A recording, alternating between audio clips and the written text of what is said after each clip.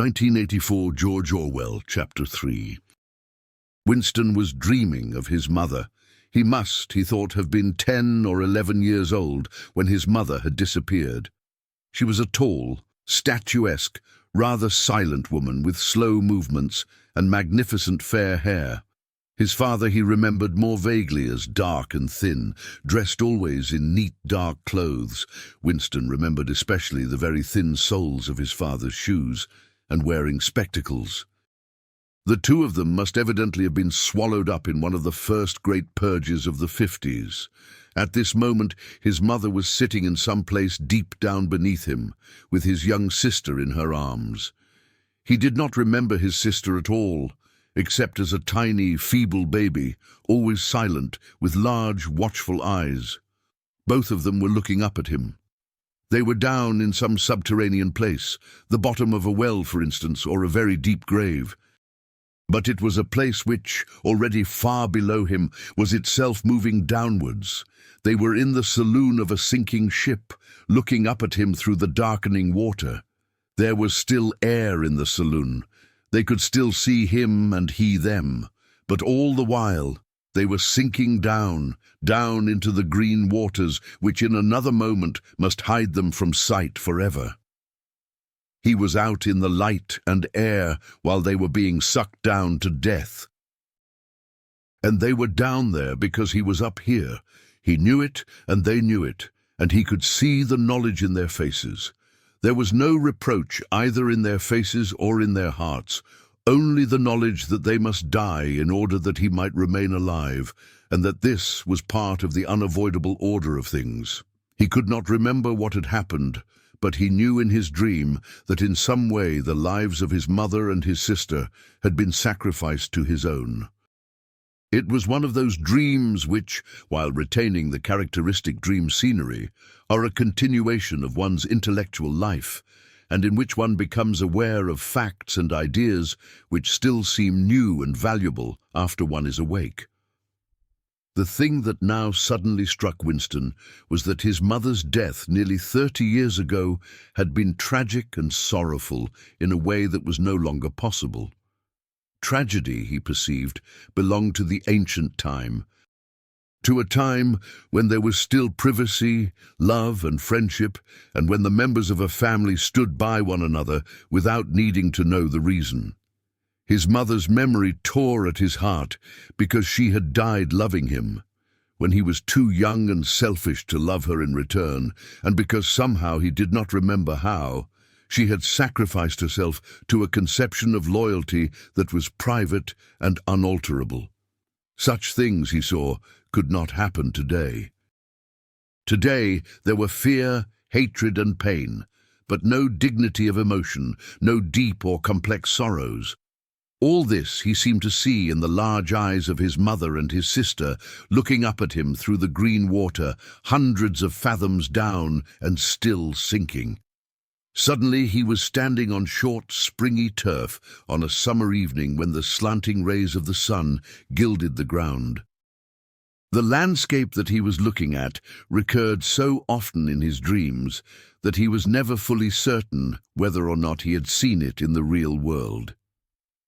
In his waking thoughts, he called it the Golden Country. It was an old rabbit-bitten pasture, with a foot-track wandering across it and a molehill here and there. In the ragged hedge on the opposite side of the field, the boughs of the elm trees were swaying very faintly in the breeze, their leaves just stirring in dense masses like women's hair. Somewhere near at hand, though out of sight, there was a clear, slow-moving stream where dace were swimming in the pools under the willow trees. The girl with dark hair was coming towards them across the field. With what seemed a single movement, she tore off her clothes and flung them disdainfully aside. Her body was white and smooth, but it aroused no desire in him. Indeed, he barely looked at it. What overwhelmed him in that instant was admiration for the gesture with which she had thrown her clothes aside.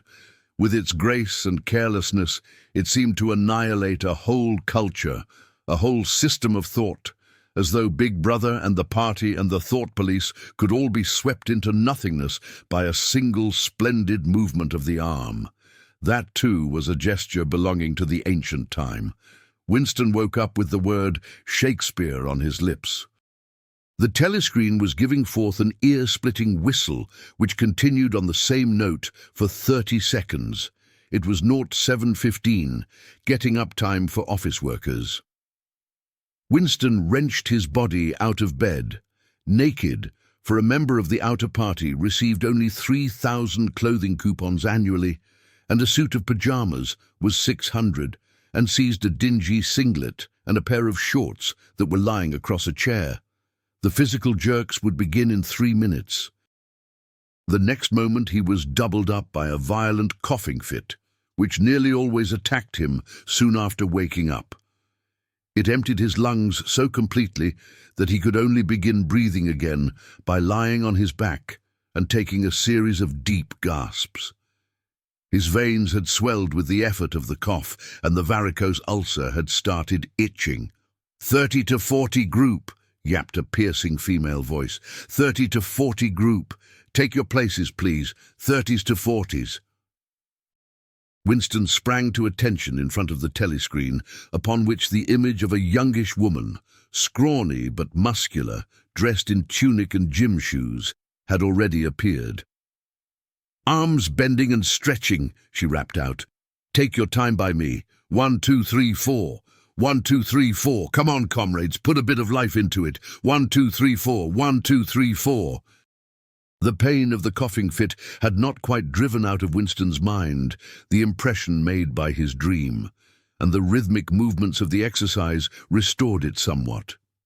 As he mechanically shot his arms back and forth, wearing on his face the look of grim enjoyment which was considered proper during the physical jerks, he was struggling to think his way backward into the dim period of his early childhood. It was extraordinarily difficult. Beyond the late 50s, everything faded. When there were no external records that you could refer to, even the outline of your own life lost its sharpness. You remembered huge events which had quite probably not happened. You remembered the detail of incidents without being able to recapture their atmosphere, and there were long blank periods to which you could assign nothing. Everything had been different then. Even the names of countries and their shapes on the map had been different. Airstrip 1, for instance, had not been so called in those days. It had been called England or Britain, though London, he felt fairly certain, had always been called London. Winston could not definitely remember a time when his country had not been at war, but it was evident that there had been a fairly long interval of peace during his childhood, because one of his early memories was of an air raid which appeared to take everyone by surprise. Perhaps it was the time when the atomic bomb had fallen on Colchester. He did not remember the raid itself, but he did remember his father's hand clutching his own as they hurried down, down, down into some place deep in the earth, round and round, a spiral staircase which rang under his feet and which finally so wearied his legs that he began whimpering, and they had to stop and rest. His mother, in her slow, dreamy way, was following a long way behind them. She was carrying his baby sister, or perhaps it was only a bundle of blankets that she was carrying. He was not certain whether his sister had been born then. Finally, they had emerged into a noisy, crowded place which he had realized to be a tube station. There were people sitting all over the stone-flagged floor, and other people, packed tightly together, were sitting on metal bunks, one above the other. Winston and his mother and father found themselves a place on the floor. And near them, an old man and an old woman were sitting side by side on a bunk. The old man had on a decent dark suit and a black cloth cap pushed back from very white hair. His face was scarlet, and his eyes were blue and full of tears. He reeked of gin. It seemed to breathe out of his skin in place of sweat, and one could have fancied that the tears welling from his eyes were pure gin. But though slightly drunk, he was also suffering under some grief that was genuine and unbearable. In his childish way, Winston grasped that some terrible thing, something that was beyond forgiveness and could never be remedied, had just happened. It also seemed to him that he knew what it was. Someone whom the old man loved.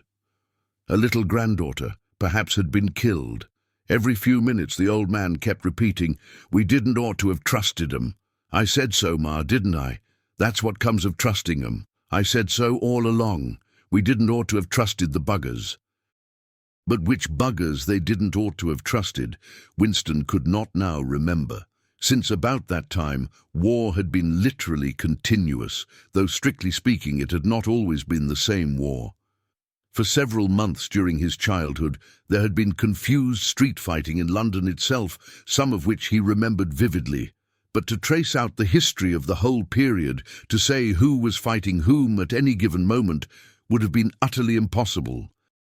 Since no written record, and no spoken word, ever made mention of any other alignment than the existing one. At this moment, for example, in 1984, if it was 1984, Oceania was at war with Eurasia and in alliance with Eastasia. In no public or private utterance was it ever admitted that the three powers had at any time been grouped along different lines. Actually, as Winston well knew, it was only 4 years since Oceania had been at war with Eastasia and in alliance with Eurasia. But that was merely a piece of furtive knowledge which he happened to possess because his memory was not satisfactorily under control. Officially, the change of partners had never happened. Oceania was at war with Eurasia. Therefore, Oceania had always been at war with Eurasia. The enemy of the moment always represented absolute evil, and it followed that any past or future agreement with him was impossible. The frightening thing, he reflected for the 10,000th time as he forced his shoulders painfully backward. With hands on hips, they were gyrating their bodies from the waist, an exercise that was supposed to be good for the back muscles. The frightening thing was that it might all be true. If the party could thrust its hand into the past and say of this or that event it never happened, that surely was more terrifying than mere torture and death. The party said that Oceania had never been in alliance with Eurasia. He, Winston Smith, knew that Oceania had been in alliance with Eurasia as short a time as 4 years ago. But where did that knowledge exist? Only in his own consciousness, which in any case must soon be annihilated. And if all others accepted the lie which the party imposed, if all records told the same tale, then the lie passed into history and became truth. "Who controls the past?" ran the party slogan. "Controls the future. Who controls the present controls the past." And yet the past, though of its nature alterable, never had been altered. Whatever was true now was true from everlasting to everlasting. It was quite simple. All that was needed was an unending series of victories over your own memory. Reality control, they called it, in newspeak, doublethink. "Stand easy," barked the instructress, a little more genially. Winston sank his arms to his sides and slowly refilled his lungs with air. His mind slid away into the labyrinthine world of doublethink. To know and not to know, to be conscious of complete truthfulness while telling carefully constructed lies, to hold simultaneously two opinions which cancelled out, knowing them to be contradictory and believing in both of them, to use logic against logic, to repudiate morality while laying claim to it. To believe that democracy was impossible and that the party was the guardian of democracy, to forget whatever it was necessary to forget, then to draw it back into memory again at the moment when it was needed, and then promptly to forget it again, and above all, to apply the same process to the process itself. That was the ultimate subtlety. Consciously to induce unconsciousness, and then once again to become unconscious of the act of hypnosis you had just performed. Even to understand the word doublethink involved the use of doublethink. The instructress had called them to attention again. "And now let's see which of us can touch our toes," she said enthusiastically. "Right over from the hips, please, comrades. 1, 2, 1, 2. Winston loathed this exercise, which sent shooting pains all the way from his heels to his buttocks and often ended by bringing on another coughing fit. The half-pleasant quality went out of his meditations.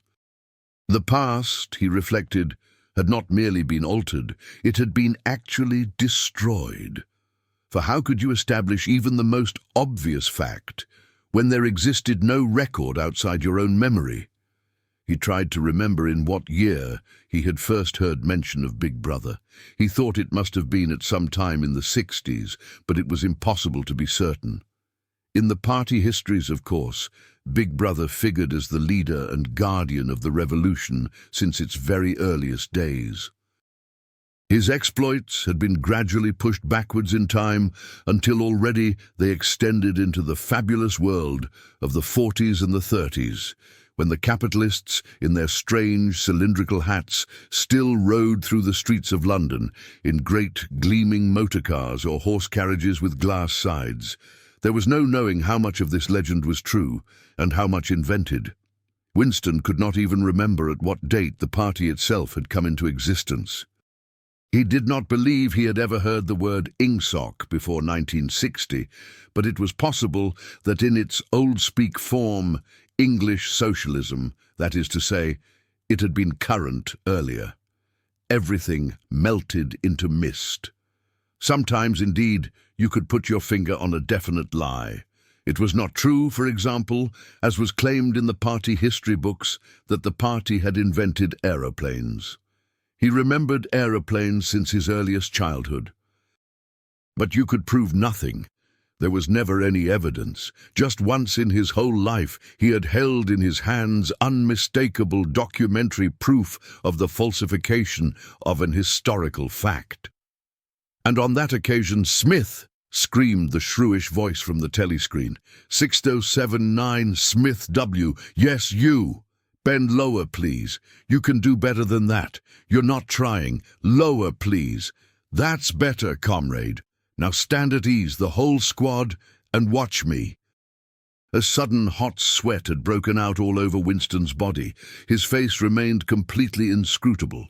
Never show dismay, never show resentment. A single flicker of the eyes could give you away. He stood watching, while the instructress raised her arms above her head, and, one could not say gracefully, but with remarkable neatness and efficiency, bent over and tucked the first joint of her fingers under her toes. There, comrades. That's how I want to see you doing it. Watch me again. I'm 39 and I've had 4 children. Now look. She bent over again. You see, my knees aren't bent. You can all do it if you want to, she added as she straightened herself up. Anyone under 45 is perfectly capable of touching his toes. We don't all have the privilege of fighting in the front line, but at least we can all keep fit. Remember our boys on the Malabar front and the sailors in the floating fortresses. Just think what they have to put up with. Now try again. That's better, comrade, that's much better, she added encouragingly, as Winston, with a violent lunge, succeeded in touching his toes with knees unbent for the first time in several years.